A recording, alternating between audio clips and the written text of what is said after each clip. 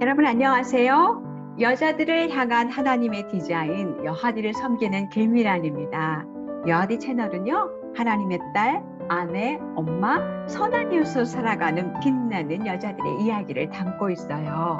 오늘은 여자들이 믿고 있는 새빨간 거짓말, 우선순위에 대한 거짓말에 대해서 여러분이랑 살펴보려고 합니다. 우선순위에 대한 거짓말, 오늘은 어떤 거짓말을 또 함께 같이 이야기를 나눌지. 아내이자 어머니가 되는 것보다 직업전선에서 경력을 쌓는 게 더 가치 있어. 아마 오늘날 이 세상에서 정말 널리 퍼져 있는, 또 여러분도 스트럭을 하고 있고 이렇게 싸우고 있는 거짓말이 아닐까 하는 생각이 듭니다. 1960년대에요. 소수의 여성들이 이 땅의 철학과 문학의 혁명을 일으키기로 굳게 결심을 합니다. 남성들의 억압, 가부장적인 제도에서 벗어나야 한다고 확신한 그들이요, 책을 쓰고 대학에서 가르치고 많은 노력을 해서 수많은 여자들의 마음을 사로잡아요. 그들은 여성이 된다는 것에 대해서 재정의하고요. 그리고 여성의 우선순위와 사명이라고 생각되어지는 기존의 의식들에 대해서 거부하기 시작합니다. 섬김, 순결, 가사, 순종, 정숙, 이런 개념은 밀쳐내고요. 그곳에 선택, 이혼, 부정, 남녀의 구별이 없는 유니섹스 라이프의 개념을 그 개념에 기존의 어떤 개념에 대체시키는 거지요. 이런 여성성에 대한 새로운 관점이 가져오는 나쁜 결과 중에 하나는요, 결혼과 모성의 가치를 떨어뜨린 거였어요. 그리고 여성으로 하여금 물리적이나 정서적으로 가정을 떠나서 일터로 향하게 만든 것이었지요. 물론 그들의 노력으로 인해서 마땅히 개선되어야 하는 채용이나 임금에는 성별의 차가 좁혀졌고요. 그럼에도 불구하고 그분들이 말하는 자유가 결혼과 모성의 가치를 떨어뜨렸기 때문에 사실은 의도하지 않았던 결과를 가지고 오게 된 거죠. 저도 이제 50대 중반인데요. 이런 영향 속에서 살아왔어요. 그러니 사실 요즘 시대에 살고 있는 분들은 어쩌면 제가 이야기하는 이 이야기들이 너무나 구시대적이고 또 시대를 뒤떨어진 이런 발상, 그런 이야기를 하고 있는 것이 아닌가라는 생각을 충분히 하실 수 있으실 것 같아요. 초등학교 6학년 때요. 제가 이제 학교 이렇게 뒤편에 이렇게 있었던 학군 문고를 이렇게 읽으면서요. 주로 유인전이 많았거든요. 그 위인들의 이야기를 읽으면서 깜짝 놀랐어요. 왜냐하면 훌륭한 위인들 뒤에는요, 반드시 훌륭한 어머니나 아니면 훌륭한 아내가 존재하더라고요. 그래서 어린 마음에 와, 내가 이런 엄마, 이런 아내가 되어야겠다. 현모양처가 내 꿈이야. 이런 생각을 하게 되었어요. 그런데 중학교, 고등학교를 지나면서 제 꿈은 나의 성공으로 변했어요. 아이를 낳고 제가 하던 모든 일을 내려놓고 집에 이렇게 있으니까요. 사실은 제가 절대적으로 저의 도움이 필요한 아이를 돌보고 있는데 제 귀에 들려오는 소리가 있더라고요. 너는 썩고 있어. 그러려고 공부했니? 우리가 크리스찬 여성으로서요. 이 땅을 살아갈 때 우리 우선순위를 결정할 때 우리는 먼저 이렇게 물어봐야 합니다. 하나님께서 나를 여성으로 만드신 이유가 무엇일까? 내 인생을 향한 하나님의 목적과 나에게 주시고자 원하시는 사명은 무엇일까? 하나님의 말씀은요, 세대와 문화를 넘어서 우리에게 우리가 창조된 목적과 주된 역할, 부르심에 대해서 진리를 말해주고 있습니다.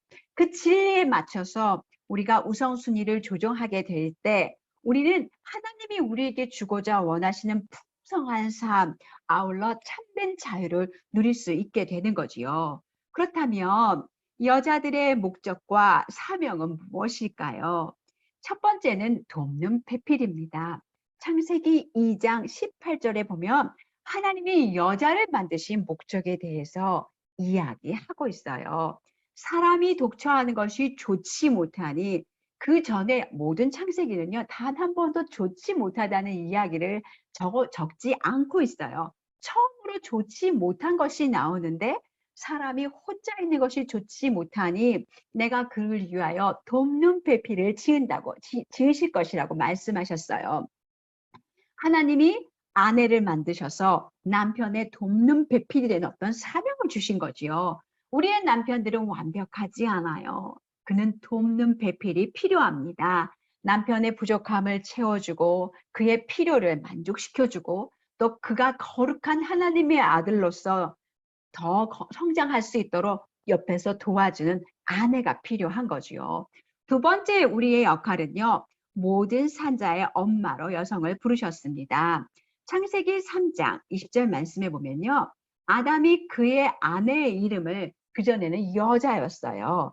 하와로 바꿔 부르면서 뭐라고 이야기하냐면 모든 산자의 어미이기 때문에 그렇게 부른다고 이야기해요. 여성은요. 창조주 하나님에 의해서 육적으로나 영적으로 생명을 낳고 양육하는 모든 산자의 엄마가 되도록 계획되고 준비되었습니다. 그래서 하나님이 여성들에게 탁월한 능력을 주셨잖아요. 공감하는 능력, 긍휼히 여기고 돌보고 사랑하고 양육하는 데에 엄청난 능력을 주셨어요. 우리는 우리의 아이들에게요. 우리의 시간, 우리의 생명을 주고 있습니다. 요즘 우리 아이들은요, 이 세상에 수많은 공격 아래 있어요. 아이들이 학교에서 집으로 돌아오면 그날 받은 공격들에 대해서 부모가 듣고 하나님의 관점으로 해석해주고 바른 가치관을 갖도록 도와주는 것이 사실 부모의 역할입니다. 그런데 대부분의 아이들이 이런 유익을 누리지 못하고 있어요. 바울이 디모데에게 편지를 보내면서 경건한 여성이 각 시즌마다 해야 하는 그런 역할과 사명에 대해서 이야기를 하고 있습니다. 디모데전서 5장 9절에서 10절 말씀에 보면 결혼한 여성, 과부의 명부에 올릴 한 여성에 대한 이야기를 하고 계시는데요. 그 여자의 삶을 보면 경건한 여성이 시즌마다 어떤 삶을 살아야 되는지 어떤 모본을 우리가 찾아볼 수 있습니다. 남편의 아내였던 자로서 선한 행실의 증거가 있어 혹은 자녀를 양육하며 혹은 나그네를 대접하며 혹은 성도들의 발을 씻으며 혹은 환난당한 자들을 구제하며 혹은 모든 선한 일을 행한 자라야 할 것이요. 이렇게 이야기하고 있어요. 우리의 처음 시즌은 아내로서 남편을 섬기고 그 다음에 하나님이 자녀를 주시면 자녀를 잘 양육하고 자녀를 주시지 않는다 하더라도 우리의 삶은 또 자녀를 양육하는 어떤 시즌이 지나고 나면 나그네를 대접하고 성도들의 발을 씻기고 환난당한 사람들을 구제하는 그런 선한 일을 행한 어떤 여성의 어떤 삶을 높이 평가하고 있는 거지요. 결혼하지 않는 여성도 마찬가지입니다. 결혼하지 않는 사람은 그러면 자신을 위해서만 살면 되냐? 성경은 그렇게 이야기하고 있지 않아요. 어떤 의미에서 결혼하지 않는 여성들도 여전히 생명을 살리는 모든 산자들의 어머니 역할을 감당하도록 부름받았어요. 고린도전서 7장 34절 말씀에처럼 시집가지 않는 자와 처녀는 주의 일을 염려하여 몸과 영을 다 거룩하게 하되 사적인 어떤 유익이나 포부가 아니라 주의 일, 그리스도와 그분의 나라에 초점을 두고 공동체를 돌보고 양육하는 그런 삶에 그것에 초점을 맞추는 어떤 삶의 부르심을 받은 것이요. 결혼한 여자들은요. 가정이 중심이 되어야 합니다. 여러분 이 이야기는요. 직업을 갖는 것이 잘못되었다 이런 이야기가 아니에요. 그러나 우리에게는 직업 그 이전에 하나님, 남편, 자녀 그 다음에 이제 직업이라는 어떤 우선순위가 필요하다는 얘기죠. 직업이 어떤 식으로든 우리 가정에서의 우선적인 어떤 소명들을 효과적으로 이루지 못하도록 방해해서는 안 된다는 이야기입니다.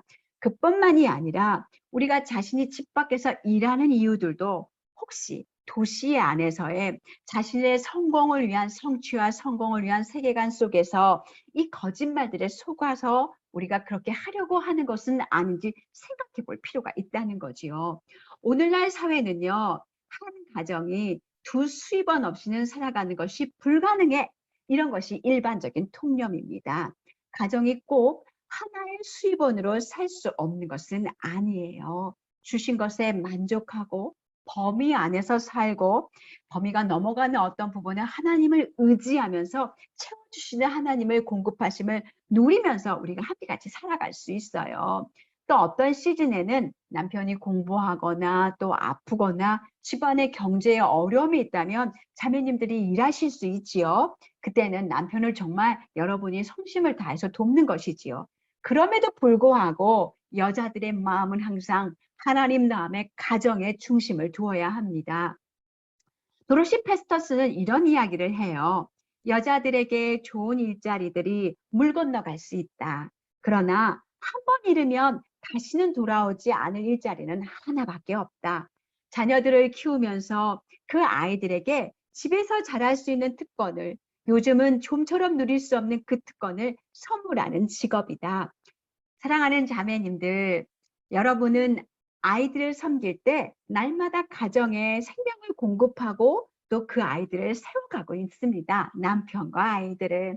여러분의 아이들의 삶에 날마다 하나님의 나라의 가치들로 예수 그리스도의 복음의 기초를 닦고 다음 세대까지 잊혀지지 않는 기억을 만들고 계시는 중이라는 것을 기억하셨으면 좋겠어요. 우리는 날마다 가정에서 남편을 섬기고 자녀를 섬기고 또 집을 열어서 이웃을 섬기는 이 일들을 통해 하나님 나라를 확장하고 있고 또 하나님께 영광 돌리는 일을 하고 있습니다. 아내이자 어머니가 되는 것보다 직업 전선에서 경력을 쌓는 것에 훨씬 더 가치가 있어. 대한 진리는 하나님의 뜻 안에서 볼 때 아내이자 어머니가 되는 것보다 더 고귀하고 거룩한 부르심은 없습니다. 여성은 특별히 생명을 낳고 양육하는 자로 하나님께서 우리를 계획하셨습니다. 여성이 가정의 중심으로서 섬기는 것보다 더 가치 있고 성공적인 일은 없습니다. 디도서 2장 4절에서 5절 말씀에 보면 늙은 여자들이 젊은 여자들을 가르쳐야 하는 7가지 덕목에 대해서 이야기하고 있어요. 그 덕목들은 이렇습니다.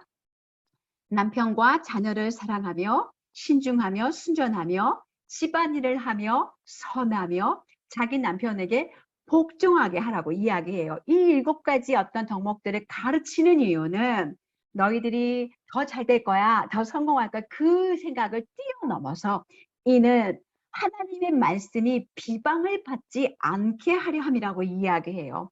복음을 위해서 우리에게 주신 복음이 얼마나 아름답고 귀한 것인지 빛나게 하기 위해서 이 7가지의 덕목들을 늙은 여자가 젊은 여자에게 가르쳐 지키게 하라고 이야기하고 있습니다. 네 번째로 이 거짓말에 대한 진리는요. 하나님의 계획은 여성이 그들의 주된 관심과 노력을 남편과 아이들의 필요를 채우는데 쏟는 것에 있습니다. 우리가 아마 우리의 생명을 나의 성공과 내 성취를 위해 쏟다 보면 우리의 영향력은 이 세대에 끝나게 될 거예요. 그러나 다음 세대에게 우리의 생명을 주면 우리의 영향력은 세대를 이어서 이루어집니다. 하나의 밀알이 땅에 썩 떨어져서 죽지 않으면 하나의 그대로 있고 죽으면 많은 열매를 맺는 것처럼 우리가 우리의 생명을 우리 아이들에게 주면 우리는 상상할 수도 없는 많은 열매들을 누릴 수 있게 될 거예요. 어쩌면 제가 오늘 여러분과 함께 나누는 이 말이 여러분에게 많은 부딪힘이 있고 또 고통스럽게 느껴질 수도 있겠지만 여러분 하나님께서 여러분에게 주신 이 사명을 기쁘게 감당하시면서 하나님이 의도하신 풍성한 생명, 자유를 누리고 또 그렇게 하면서 생각지도 못한 놀라운 그런 축복을 여러분 누리시기를 바라봅니다. 오늘도 함께해 주셔서 감사합니다. 여러분 축복하고 사랑합니다. 다음 시간에 또 만나 뵙겠습니다. 감사합니다.